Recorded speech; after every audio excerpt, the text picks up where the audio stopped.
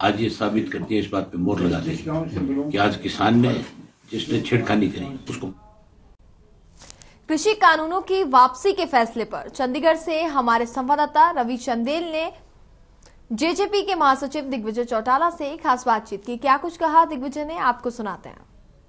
प्रधानमंत्री नरेंद्र मोदी द्वारा कृषि कानूनों की वापसी के ऐलान के बाद सामाजिक और राजनीतिक गलियारों में हलचल तेज हो गई है। इसी मुद्दे पर विस्तार से चर्चा करने के लिए हमारे साथ मौजूद हैं जननायक जनता पार्टी के प्रधान महासचिव दिग्विजय चौटाला। सबसे पहले तो बहुत बहुत स्वागत है सर आपका हर खबर हर। धन्यवाद। सर, किस तरीके से देखते हैं जो किसानों का एक लंबा संघर्ष रहा, 1 वर्ष का लंबा संघर्ष, और इस दौरान जो है 600 से अधिक किसानों की मृत्यु भी हुई, उसके बाद ये डिसीजन आता है प्रधानमंत्री नरेंद्र मोदी का, किस तरीके से देखते हैं, क्या प्रतिक्रिया है आपकी? आज के शुभ दिन पर जो फैसला देश के प्रधानमंत्री का आया है वो किसानों के लिए, किसान फ्रेटर्निटी के लिए शुभ संकेत लेकर के आया है। इसमें एक बहुत बड़ा बलिदान किसानों का रहा, हम उन्हें नमन करते हैं। ये देर से लिया हुआ सही फैसला है जिसकी हम प्रशंसा करते हैं।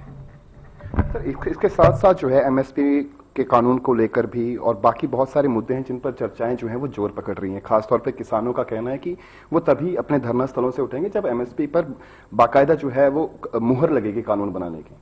निश्चित तौर पर एमएसपी पर भी कानून बनना चाहिए, मगर एमएसपी पर कानून एक दिन में नहीं बन सकता। ये वो भी जानते हैं, आप भी जानते हैं, हम भी जानते हैं।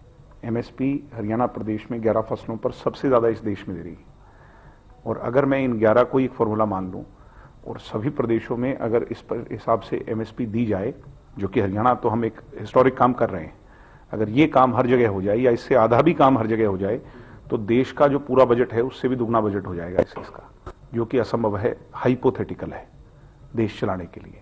मगर कम से कम 1 या 2 फसलों पर एमएसपी जो कॉमन फसलें हैं, सीजनल हैं, उन पर दी जानी चाहिए। इस पर सरकार और किसान जथेबंदियां एक इस तरह की यूनियन बनाकर उस पर बैठ के बातचीत करें और उस पर समाधान करें, उस पर फैसला करें।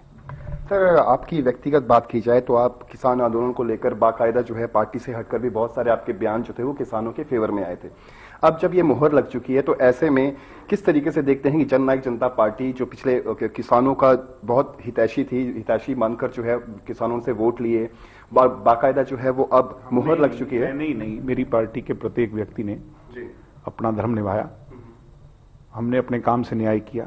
चौधरी देवीलाल जी की तस्वीर जो हमारे बैनर पर लगती है या जिनकी आइडियोलॉजी को हम फॉलो करते हैं, उससे भी हमने न्याय किया। दुष्यंत जी संवैधानिक पद पर रहकर कुछ बातें कह नहीं सकते थे, मगर कर सकते थे, वो भी उन्होंने की। आज ये क्रेडिट लेने की बात नहीं, हमने अपना काम किया। ये जीत अगर किसी की है तो उन लोगों की है जिन्होंने ये आंदोलन चलाया 1 साल तक, उनकी जीत है।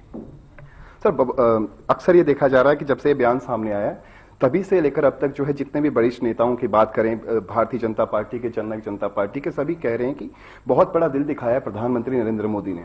तो दूसरी ओर विपक्ष कह रहा है कि किसानों की जीत हुई है, इसमें झुकाया गया है, सब किसानों द्वारा सरकार को झुकने पर मजबूर किया गया है। तो अलग अलग तरह के जो बयान सामने आ रहे हैं उसको किस तरीके से आप कैसे उम्मीद कर सकते हैं कि कांग्रेस के राहुल गांधी मोदी जी की तारीफ करें?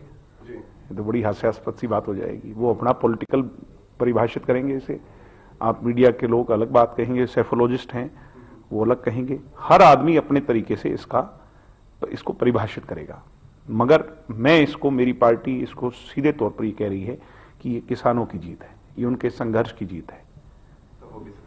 बहुत बहुत शुक्रिया सर। तो ये थे हमारे साथ जननायक जनता पार्टी के प्रधान महासचिव दिग्विजय चौटाला, जिन्होंने साफ शब्दों में कहा कि ये किसानों की बहुत बड़ी जीत है और जिन किसानों की इस आंदोलन के दौरान शहादत हुई है उन्हें भी कंपनसेशन मिलना चाहिए। चंडीगढ़ से हर खबर हरियाणा के लिए रवि चंदेल के साथ कैमरामैन अशोक की रिपोर्ट।